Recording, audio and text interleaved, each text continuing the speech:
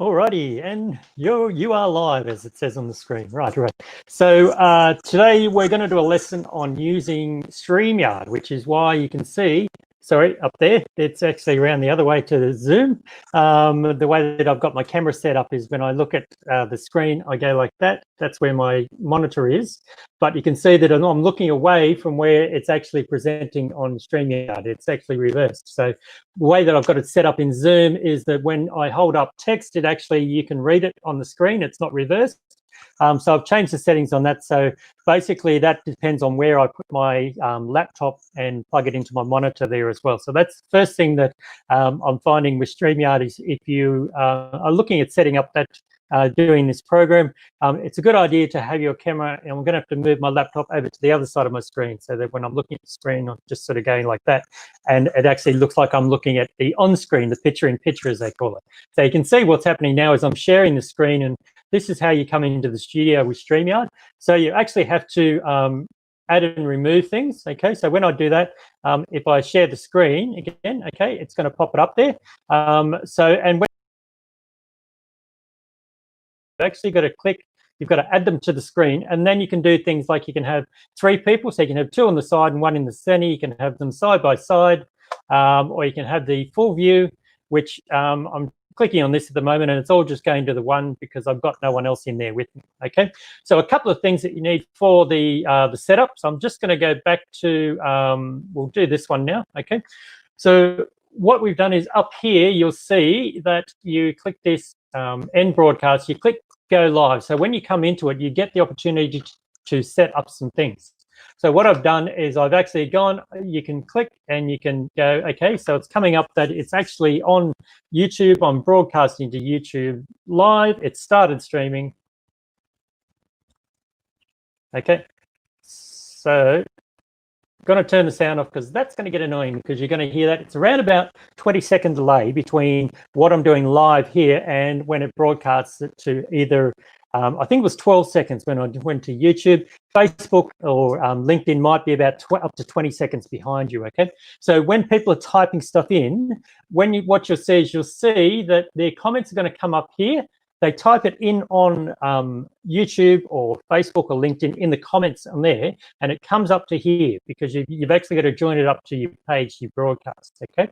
So that's another lesson that we'll do, but I can't do that online because I need to go offline. If that makes sense. So I can record that in Zoom. But we go through there, they come up there, and then you actually select which ones come on the screen when people do make comments. And this is when I was trialing it with my students the other night.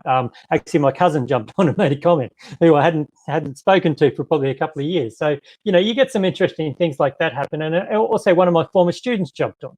So this is where it puts it up in news feeds for people that it recognizes that you're doing a live thing. And when you're doing live videos and you're on there like that sort of thing, it starts putting things up in videos and stuff like that. And there might have been people that you've interacted with on your business pages that they haven't done it for a while. But it goes, hey, this is new. And so it just throws it up there to people that are online at the time. Okay, so that's the first feature with this one. And when it pops up, it basically, you click it, it pops up down the bottom of the screen like you see on, you know, Q&A and the different TV channels where they do interviews and stuff like that. So you could have someone puts up their website link, or they put a link to something like that, or it'll come up on the screen. They're not clickable links like they are in the comments, but people can go to the Facebook page and click on the link there if they're too lazy to basically type it in. Okay. So the next thing that we're looking at doing is we're going to set up some banners, and here's some that I've already done.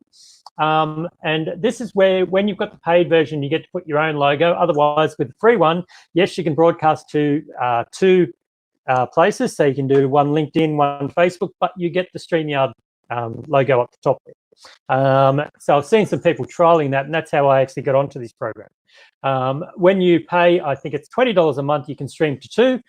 And you get your logo on there. When it's about $50 a month, you can go to 5. So you can go to Periscope, you can go to LinkedIn, you can go to YouTube channels, you can go to Facebook, you can go to your private page or your admin on your business page. And that's the same with LinkedIn too. So you can add admins to your business page. So you don't have to go to your private LinkedIn. You can go through the company one and that sort of thing and redirect people there as well. Okay, so in the first case, I've already got a ticker set up, which is when I click on show, see how it comes across the bottom of the screen. Okay, so that's the first thing there. Okay, so then if you want to advertise what you're actually doing, that would be what they call there. Okay, and we've got one working with Sonia McDonald on the leadership channel, so it's watch out for the leadership channel coming soon. She's actually going to be doing some interviews and stuff like that there as well. Okay, then we've got this other thing, which is we've got a warning there. Okay, so something is, don't try this at home, something like that. Okay, so when we go through and we're doing some stuff like that, that's where you can see how when you've got all this stuff set up, you can just quickly go, you can just hide it. Okay, so you can just turn it off and it goes back to my name there as well. I can turn off the ticker if you want them to focus on me or the screen. You don't want them to look down the bottom there as well. This is all the stuff the moderators can do. Now, what you can actually do is you can set up different brands. Okay, so I'll just go to the big screen again. All right, so up the top here, when you click on the brand, okay, brand one, so we can have it so that if that's someone's brand colors, we can go back to it. And then when I go back to, oh, hang on, which one was it? This one. Okay, so if I go back now, all of these things, all the banners and all the tickers are going to turn up in yellow. Okay, so that's good that if you've got someone that comes on, you can have their name turn up. And it can be in their brand colors as well. So that's something else you can do. Okay, so all of this you can do while it's live. So you've got to set this up beforehand. So I've got another red one. Okay, so that's where the warning was. Okay, but if I've got the warning, I would go, I don't want to be warning people about free diploma. So I'm going to say, right, warning, don't try this at home. Okay, now this is what these sort of things going on the bottom, it makes it look like a news channel. And this is where, from marketing psychology, it makes it look like what you're saying is newsworthy, which is something that people like to watch the news or learn something new. So if you're doing an interview with someone or something like that, it's going down to, it's triggering things in people's brains. It's not just your normal Facebook Live or your Zoom call or something like that sort of thing. And this is what I say, this is the warning for people. If you're going to use a premium program like this, why make it look like it's just another work meeting? Okay, why not make it look like something different? Why not make it look at something newsworthy, something ready to watch, particularly if you're educating people or things like that, or you're saying something which is current. It makes it more like a current affairs sort of thing. So it comes up to, there's a reason why news prime time they call 6:30 to 8 o'clock. That's your prime time stuff. So that's why they put the news in those periods as well. Okay, so think about if you're looking at doing broadcasts or something like that, if you're looking at doing a 6 o'clock broadcast, people might be watching free-to-air TV, but actually more video is consumed on Facebook Monday to Friday from 9 to 5 on Facebook than there is on free-to-air TV. Okay, Netflix takes over on the weekend, obviously, but this is the amount of content that's actually consumed on Facebook. So this is where programs like this actually allow you to not only go onto Facebook, so you're there where they are, but also to YouTube. And we're recording this on YouTube. So when I go back to the channel on YouTube, okay, you can see that it's a little bit behind because that's not what's happening there. Okay, but you can also see that one of the things is that you have to be careful with is that you can take up a bit of memory or a bit of processing. See how it's a bit blurry? Okay, so now when I go back to this, because I'm using all this sort of stuff, so you may find that a laptop mightn't be suitable to do all this sort of stuff at home, unless you've got like a gaming laptop or something like that. This one's 2.4 gigahertz processor. Don't want to get too techie on you, but basically the desktop that I bought is a 3 gigahertz processor. It's a lot faster. When I go into the resource allocation and I see how hard it's working, it's not a question of the memory or, all of this sort of stuff. It's actually the processor can't keep up, particularly when I'm doing things like video editing and stuff like that.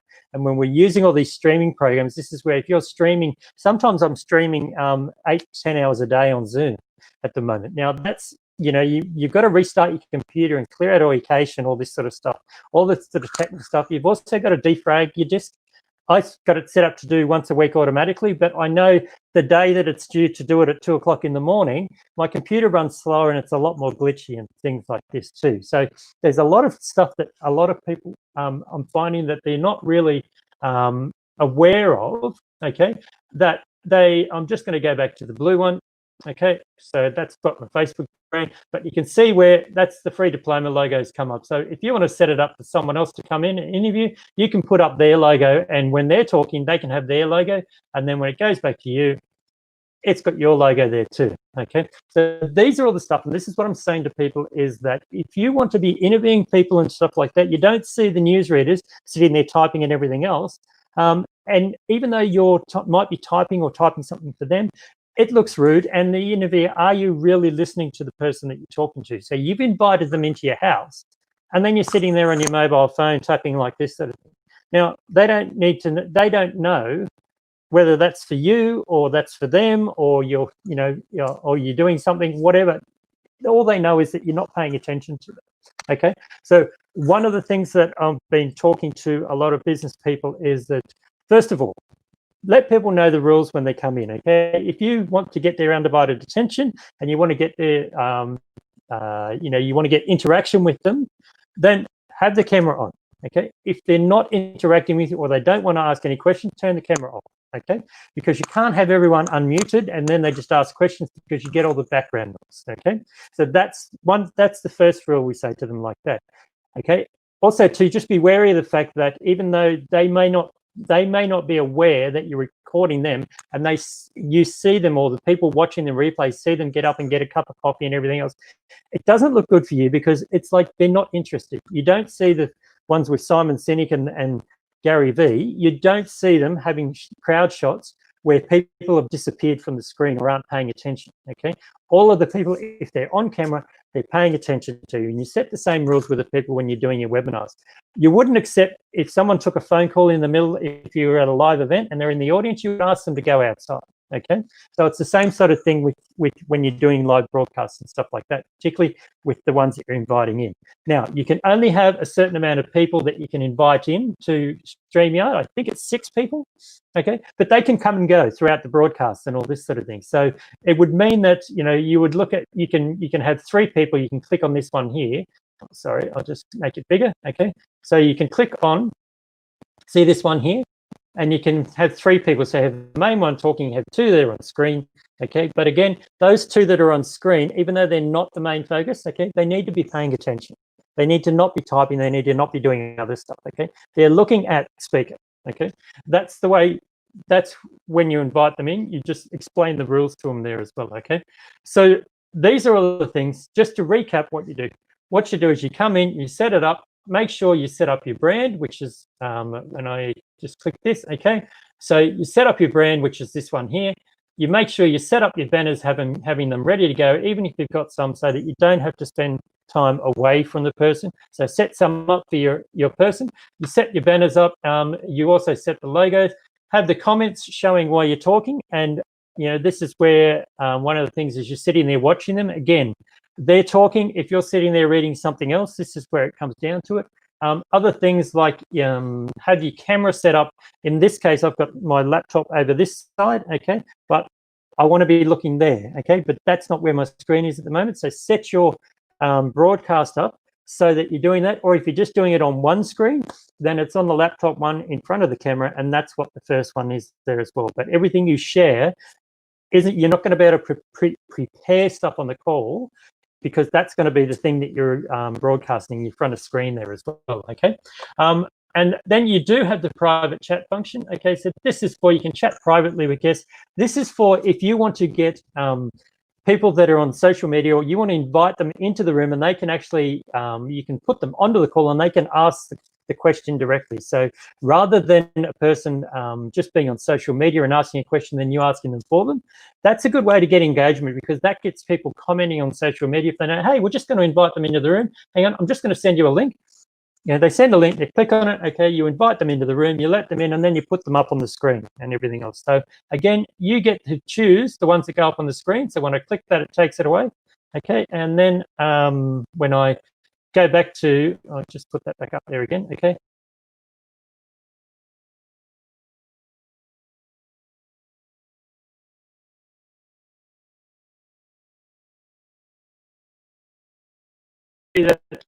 Okay, until I click myself on there as well.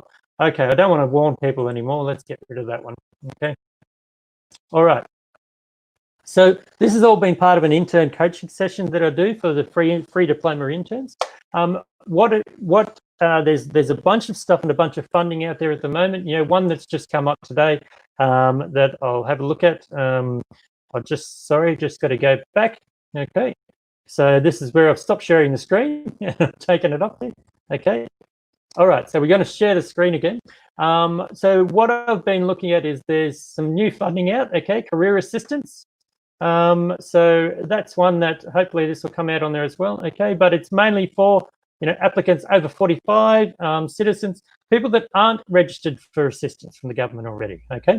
So that's an important one where there's a lot of people that don't want to register or haven't registered for unemployment, so not getting it. But if you're not job active or community development programs, not part of that and this sort of thing, you can still get access to some funding, and it's $2,200 for reskilling or upskilling opportunities. For example, you could look at doing, we've got a free diploma, has actually got a free diploma of leadership and management.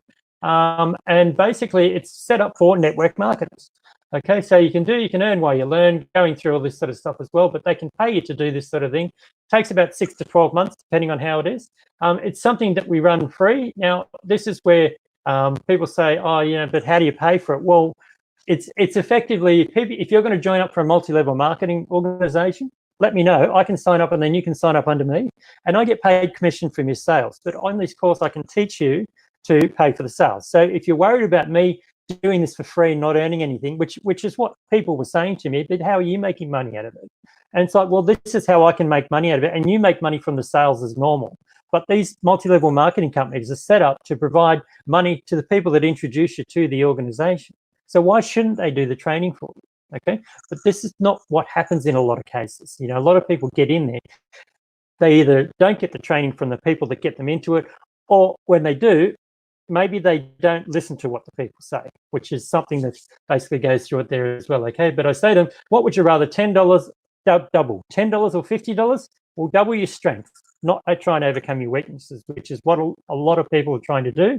But if you're doubling your weaknesses, you're basically crippling your earning capacity. Okay, so that's when it's looking at, if you're looking at doing these sort of programs and everything else, an internship is not to basically get you the skills. You've already got the skills. It gets you to practice them to get better at it. So it's stuff that you already know, but you just may not have the confidence to get out there and actually charge people more for it, okay?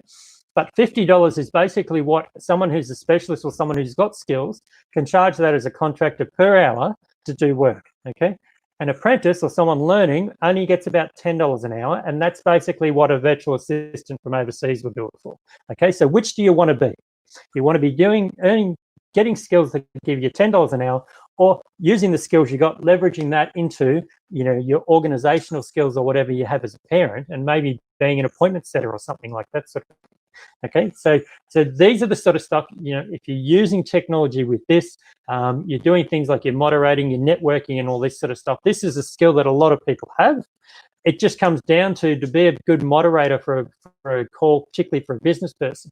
You have to actually be monitoring their social media and know what they say and what they believe and all this sort of stuff. Now, a lot of business owners can't articulate that very well. You'll probably be able to pick that up better than them. You might say, hey, I noticed on your website you say this, but you never say that in your talks. Why don't you do that? And they may not even realize they're doing it. Or they used to do it when they wrote the website, but now it's been so long since they've done it, and they've got so much other new content that they forget that this is the job that I was originally doing, but now I'm doing this sort of stuff. So that means that they need someone to update their website. Okay, so this is how you create jobs for yourself. Okay, so rightio, now comes into the end of it. Okay, and this is the last part you're going to see, because when I click this end broadcast button, it's going to go over, and now you're going to have to watch it on YouTube. See you soon.